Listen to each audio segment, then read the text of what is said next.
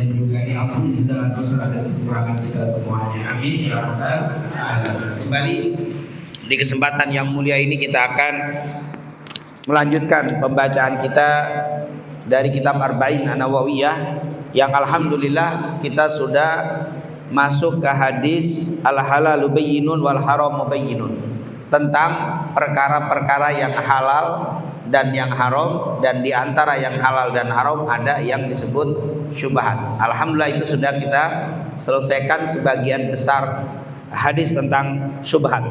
Tinggal yang kalimat terakhir, yaitu masih di hadis ke-6, yaitu di kalimat terakhir itu belum kita bahas. Jadi dikatakan oleh Rasulullah SAW, sungguh yang halal itu jelas dan yang haram itu jelas, antara keduanya ada yang syubhat, yang tentunya kita diperintahkan untuk meninggalkan yang syubhat supaya kita selamat. Karena kata Rasul, faman ittaqa syubhat, siapa yang takut dengan meninggalkan perkara yang syubhat, faqad istabra'a lidini wa irdi, maka dia telah menjaga kemuliaan, membebaskan kemuliaan dirinya dan juga agamanya. Dan itu lalu Nabi mengibaratkan bagaikan seorang pemilik lahan yang pasti lahan itu ada batasan-batasannya. Maka supaya kita selamat kalau mengembalakan kambing kita, jangan di perbatasan, khawatir kambing itu ngambil rumput orang lain karena dia terlalu dekat dengan perbatasan. Ini maka disuruh menjauh.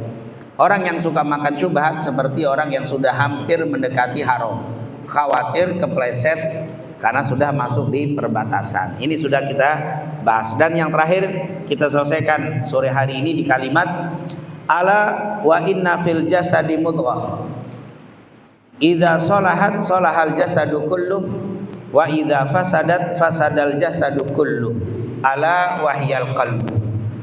Apa kata Nabi Muhammad SAW? Sungguh di dalam diri itu ada segumpal darah, mudghah. Wa idza salahat, kalau dia salahat baik segumpal darah itu, salahal jasadu kullu, semua anggota tubuhnya akan baik. Wa idza fasadat, tapi kalau dia rusak, fasadat, maka fasadal jasadu kullu, maka akan rusak semua tubuhnya. Ala wahyal qalbu, tidak lain dan tidak bukan dia itu adalah hati. Jadi kata Rasul, sungguh di dalam badan kita ini ada segumpal darah. Kalau dia baik, baiklah seluruh anggota tubuhnya. Kalau dia rusak, rusaklah seluruh anggota tubuhnya. Apa itu? Itu adalah hati. Ini adalah sisa pembahasan kita yang pada bulan lalu belum kita singgung, yang setelahnya alhamdulillah kita sudah selesaikan. Dari hadis ini yang singkat ini bisa kita ambil pelajaran yang luar biasa yang dijelaskan oleh para ulama. Yang pertama, disebutkan kata hati. Mungkin kalau dari segi kesehatan, apa yang dimaksud dengan hati? Ginjalkah dia? Jantung? Atau apa? Al-Imam Nawawi, pengarang kitab Riyadhus Shalihin dan Arba'in Nawawiyah, mengatakan apa? Yang dimaksud dengan al-qalbu adalah satu anggota tubuh yang di dalam tubuh kita yang berfungsi memompa darah, perjalanan darah ke seluruh tubuh. Itu namanya qalb. Berarti apa kira-kira? Jantung. Nah, itu yang bisa memompa tubuh. Darah itu bergerak dari sini. Makanya kata beliau, kalau ini rusak, nah perjalanan darah ke seluruh tubuh berantakan. Kalau sudah berantakan, wah ini berbagai macam penyakit nongol sudah. Makanya kata Rasul, kalau dia rusak, rusak anggota tubuh. Artinya bukan hanya secara agama, tapi secara badan pun dia. Kalau jantungnya rusak, jantungnya sudah tidak berfungsi, jantungnya sudah tidak jalan normal, pasti menimbulkan berbagai macam penyakit. Imam Nawawi itu sebelum beliau ahli di dalam fikih dan di dalam hadis, beliau itu seorang dokter. Jadi beliau itu tib, dia itu ahli kedokteran. Nah, kalau bahasa kita tabib, ya dia bukan tabib, tabib beda. Kalau tabib pakai wiritan doang. Tapi kalau pakai tabib pakai apa? penelitian pakai obat. Ini Imam Nawawi tabib dia seorang dokter. Lalu dia tinggalkan ilmu kedokterannya, dia fokus kepada hadisnya, kepada fikih syariat Rasulullah SAW. Makanya ketika bicara tentang kesehatan, beliau sangat paham sekali. Jadi kata beliau, yang dimaksud dengan qalbu itu adalah jantung yang berfungsi memompa perjalanan atau peredaran darah ke seluruh tubuh. Nah ini insyaallah Allah berikan kepada kita sehat walafiat. Amin ya rabbal alamin. Yang kedua, al-qalbu itu dari kata qallaba yuqallibu, yaitu apa? Membulak-balikkan.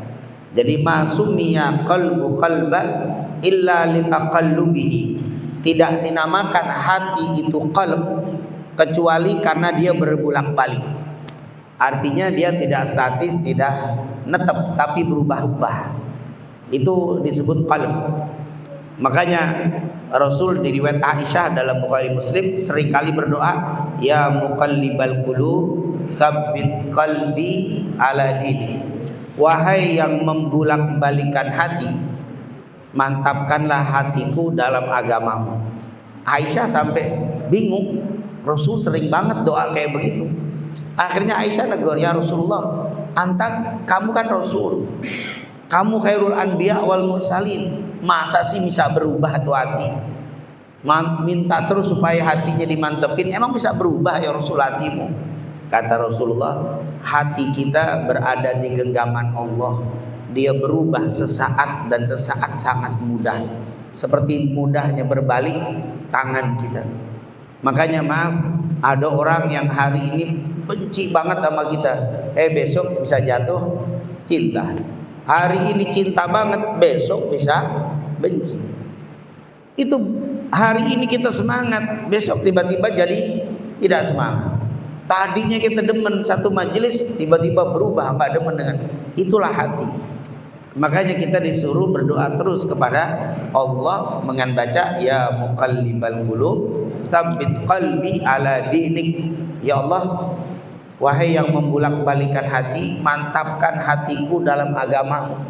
Insyaallah kita semua dimantapkan hati kita, hidup dalam keadaan iman, meninggal dalam keadaan iman, dan insyaallah nanti di yaumil qiyamah dibangkitkan dalam kelompok orang-orang yang beriman. Amin ya rabbal al-qalb.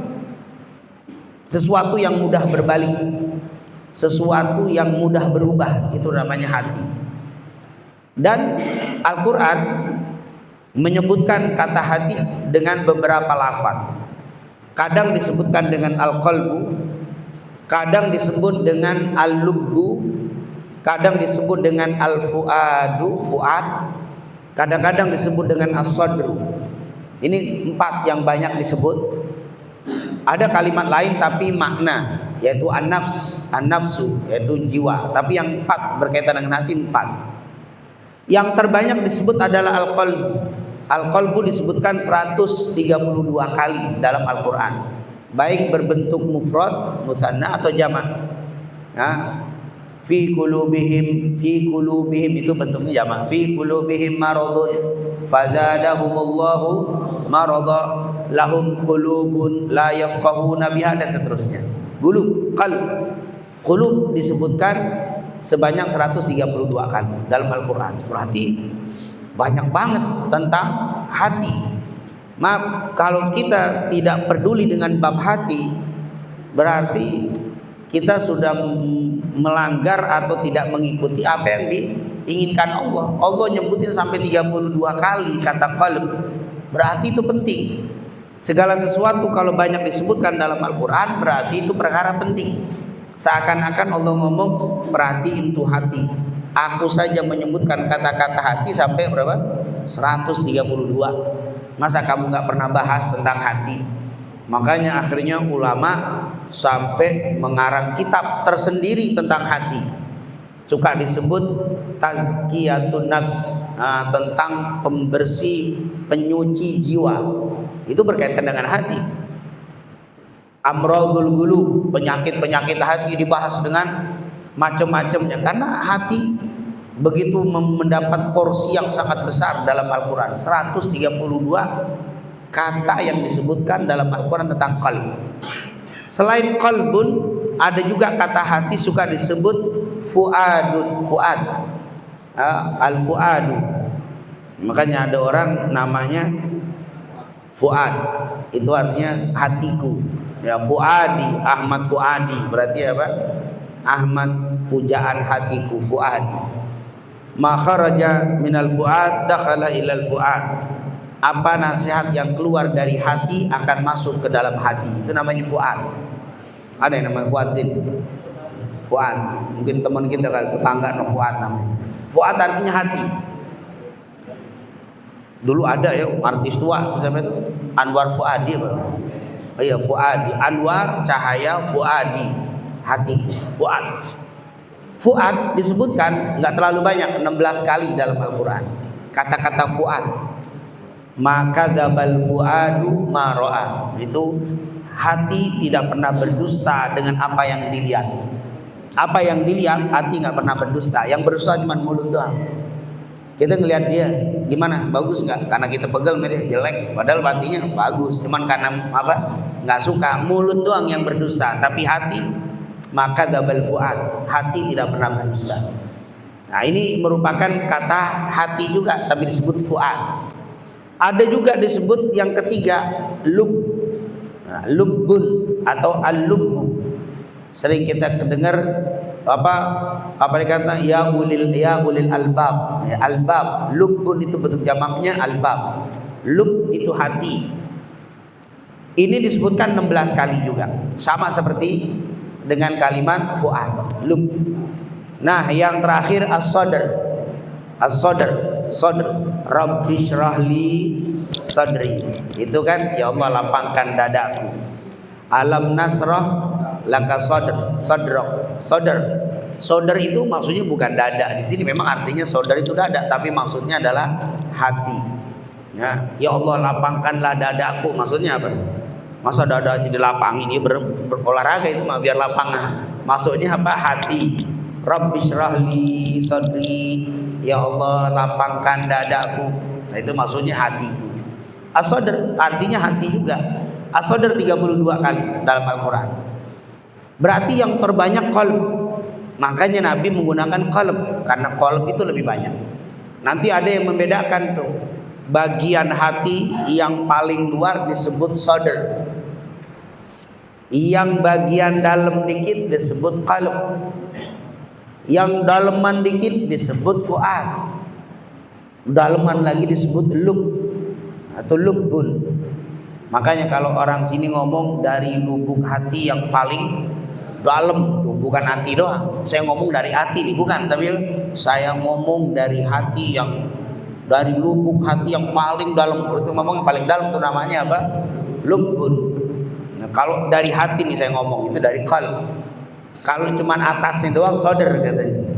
Nah ini dan ini merupakan menunjukkan bahwa Al-Quran begitu luar biasa, menyebutkan 132, 16, 32 kali. Ini menunjukkan banyak sekali Al-Quran berbicara tentang hati. Maka kita membahas kalimat ini, kita termasuk insya Allah orang yang memberikan perhatian di dalam bab hati, karena Allah memberikan perhatian sangat besar dalam bab hati. Kemudian hati ini kata para ulama menjadi kunci. Hikmah yang ketiga dari mana? Dari kalimat ini.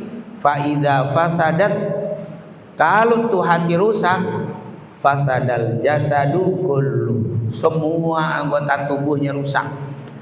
Rusak secara dohir, kalau jantungnya rusak, ginjalnya rusak, ini hancur semua badan, berantakan udah, macam-macam penyakit, macam nongol sudah.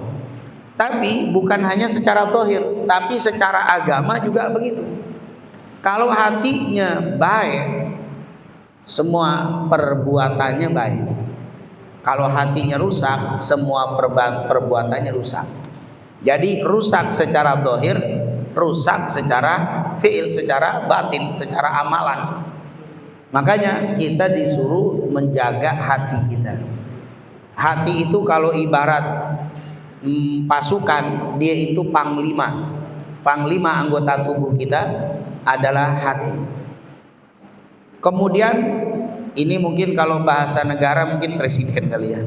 Kalau kepala negara, ini kepala negara kita, presiden kita, badan kita adalah hati. Akal bagaimana? Menurut hadis ini, akal pelaksana. Mungkin kalau bahasa kita panglimanya, menterinya. Presiden ngomong, coba tolong jalanan tertipin. Yang turun polsek ya. Pokoknya yang mimpin sini. Itu akal tuh. Jadi hati perintahnya ke akal, akal nyuruh anggota tubuh semuanya. Sementara anggota tubuh semuanya junud. Kata ulama tentaranya. Jadi ini panglimanya tertinggi presiden, hati. Akal adalah panglima, anggota tubuh ini adalah tentaranya. Makanya hatinya baik, akalnya baik. Akalnya baik, anggota tubuh baik. Tapi kalau hatinya rusak, akalnya rusak. Akal rusak, anggota tubuh rusak. Ini menurut etikot yang diyakini ahli sunnah wal jamaah. Karena nanti ada kalau kita belajar Mu'tazilah, yaitu aliran yang sedikit selalu mengedepankan logika. Pimpinannya akal, akal hati baru perbuatan. Jadi kuncinya di akal. Tapi kalau ahli sunnah bukan, kuncinya adalah hati. Jadi kalau hatinya baik, maka pikirannya pun baik. Pikirannya baik, perbuatannya baik. Tapi kalau hatinya rusak, mikirnya rusak terus. Kalau mikir rusak, ya perbuatannya rusak. Jadi hati itulah yang menjadi kunci. Makanya Rasul bilang, sungguh di dalam tubuh badan kita itu ada satu anggota tubuh yang kalau dia baik, baik semuanya, kalau dia rusak, rusak semua. Berdasarkan hadis ini, ahli sunnah berpegang komando tertinggi dalam anggota tubuh kita adalah hati. Ini adalah hati. Makanya Allah katakan yauma la yanfa'u malun wala banuna illa man atallaha biqalbin salim. Nanti tidak ada manfaatnya kamu datang menghadap Allah. Hartamu, anak-anakmu dan seterusnya, pasukanmu tidak ada manfaat kecuali siapa yang datang kepada Allah biqalbin salim, dengan hati yang selamat. Ustaz, ini kalau gimana? Di hari kiamat misalkan hatinya selamat tapi nggak sholat, ya nggak mungkin. Namanya hati selamat berarti semua perbuatannya selamat. Jadi nggak ada cerita ya hatinya Ustaz, ini orang mulutnya ngomongnya kotor tapi insya Allah hatinya bersih. Nggak bisa. Mana mungkin bertentangan antara perbuatan dengan hati. Dia harus sejalan. Makanya ada hadis begini, la yastaqimu imanu abdin hatta yastaqima amalu, atau dalam riwayat yang hatta yastaqima lisanu, wala yastaqima lisanuhu hatta yastaqima qalbuhu. Dikatakan tidak beriman seseorang, tidak lurus iman seseorang sampai lurus lisannya. La yastaqim imanu abdin hatta yastaqima lisan. Tidak lurus iman seseorang sampai lurus lisannya. Dan tidak lurus lisannya hatta yastaqima qalbu, sampai lurus hatinya.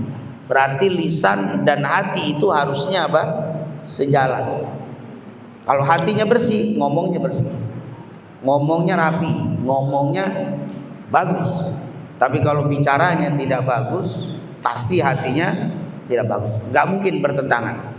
Tapi enggak, ada orang itu berpura-pura. Ya, berpura-pura bisa sekali, dua kali. Tapi tidak mungkin selamanya. Kalau selamanya itu bukan pura-pura, asli. Nah, ini yang dikatakan oleh Rasulullah SAW. Maka hati ini menjadi komando dari anggota tubuh kita semuanya. Insya Allah Allah jaga hati kita, Allah luruskan hati kita sehingga semua perbuatan kita lurus. Amin ya rabbal. Sebagai penutup, hati secara garis besar dibagi tiga. Ada model tiga hati. secara garis besar. Hati sebenarnya ada yang membagi 7, tapi yang terbanyak hati dibagi 3. Yang pertama, hati yang mati. Hati yang mati. Hatinya mati. Siapa itu yang hatinya mati? Yaitu orang yang tidak beriman kepada Allah. Dibacakan ayat, dibacakan hadis, jelas bukti kebenaran Islam, tetap aja tidak beriman. Hati sudah mati. Itu hatinya mati. Seperti di zaman Nabi Muhammad, itu orang didakwai, ngelihat mukjizat Nabi, melihat keanehan di depan mereka tidak beriman. Hatinya mati. Dan dibilang apa? Lahum qulubun la yafqahuna biha. Dia punya hati tapi nggak bisa memahami karena mati. La yafqahu, tidak bisa memahami. Yang dia lihat hampa saya. Seperti dia punya telinga tapi la yasmauna biha, tapi nggak bisa dengar. Dia punya mata tapi nggak bisa memandang. Itu merupakan hati yang mati. Yang kedua, hati yang sakit. Dia nggak mati tapi sakit. Siapa itu yang sakit? Orang muslim tapi banyak maksiat, itu hatinya lagi sakit. Fi qulubihim marad fazadahumullahu maradun. Fi qulubihim maradun, di dalam hatinya ada apa? Sakit. Itu sakit. Sakit itu kata para ulama bukan mati, beda. Kalau mati kafir. Tapi kalau sakit orang yang beriman. Makanya kita disuruh tuh ngobatin. Ada Imam Ibnu Mulakin Asy-Syafi'i memberikan apa? Obat hati, dawaul qulub, yaitu obatnya hati. Jadi lagu kalau nggak salah itu. Optik apa itu? Tombo hati. Itu tombo hati bukan karangan dia aslinya. Itu aslinya ngambil dari Al-Imam Ibnu Mulakin. Yaitu apa? Yaitu kasratul qiaju, maksudnya banyak lapar, itu puasa, qiyamul lail, apa? Bangun malam, kemudian mujalasatus sholihin, duduk dengan orang soleh. Itu penyakit hati yang bisa diobati. Ya, kalau kita lihat di dalam Ibnu Mulakin, yang pertama obat hati biar sehat, itu yang penyakit. Karena kalau ada orang punya sakit hati, penyakit hatinya, ke dokter, dokternya nyerah. Pak, saya kayaknya sedang sakit nih Pak, kata dokter. Sakitnya apa? Sakit hati. Maksudnya apa? Hasud, riya, nih gimana Pak? Waduh, kata dokter, nggak bisa saya obatin tuh. Pakai pil apaan? Biar disuntik biar nggak hasud. Itu penyakit hatinya beda itu. Kalau penyakit hatinya mungkin lemah mah itu dokter. Tapi kalau penyakit hati yang wa fi qulubihim marad itu nggak bisa. Kadang-kadang dokternya juga sakit. Itu ada sakit hati itu tadi. Apa sih? Di dalam penyakit hati kan banyak. Penyakit hati itu hasad, ada rasa iri, dengki, ujub, sombong. Nah, itu riya. Itu termasuk apa? Amradul qulub. Penyakit-penyakit hati. Apa obatnya? Imam Ibnu Mulakin menyebutkan beberapa. Di antaranya qiraatul Quran bitadabbur. Banyakin baca Quran dengan tadabbur. Maksudnya apa? Seperti ini. Ketika kita majelis ilmu, majelis ta'lim, kita kan waktu membahas satu permasalahan pasti bersumber dari Quran, dari hadis. Itu tadabbur. Kalau baca Quran toh itu biasa, qiraatul Quran. Tapi kalau bitadabbur berarti dikaji. Karena mempelajari syariat Rasul dari majelis-majelis ta'lim seperti ini mengobati penyakit hati. Qiraatul Quran bitadabbur. Kemudian apa? Kafratul ju', banyak melaparkan diri. Maksudnya puasa. Itu sunnah. Puasa itu mengobati hati. Orang yang rajin puasa hatinya cepat bersih. Nah, itu apa? Memperbanyak lapar, maksudnya banyak puasa. Qiyamul lail, banyak tahajud. Jangan hanya bangun di waktu subuh, usahakan bangun sebelum waktu subuh.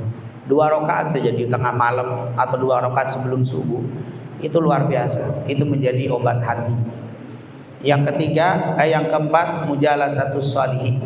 Sering duduk sama orang soleh. Duduk sama ustaz, ustazah, dengan kiai, dengan ulama. Itu bikin hati itu bersih. Nah, itu duduk dengan orang-orang soleh itu akan menjaga hati. Ya jujur, gimana ceritanya bisa menjaga hati? Kita kalau duduk sama orang biasa atau bahkan mungkin sama pejabat pun sekalipun, Apa kata ulama? Idza jalastal ma'al umara, kalau kamu sultan, kalau kamu duduk sama pejabat atau pemimpin, ihfad lisanak, jaga lisanmu, jangan ngomong sembarangan. Urusannya ketangkep kamu kalau ngomong apa? Oh, sama kan ini pejabat yang didudukin. Awas, jaga lisan.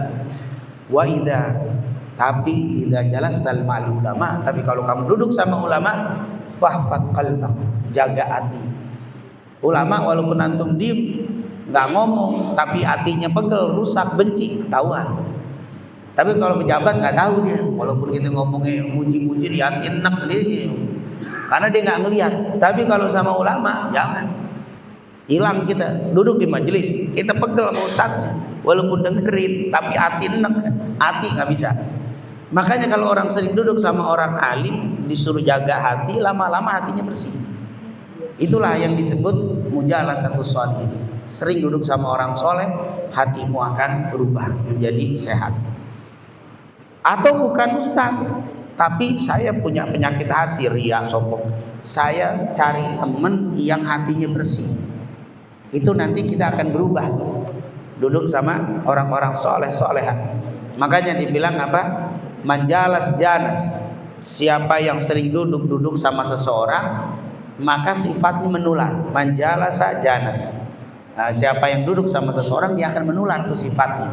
Antum kalau sering duduk sama orang-orang soleh, jadi soleh. Kita sering duduk sama orang sombong, lama-lama sombong kita.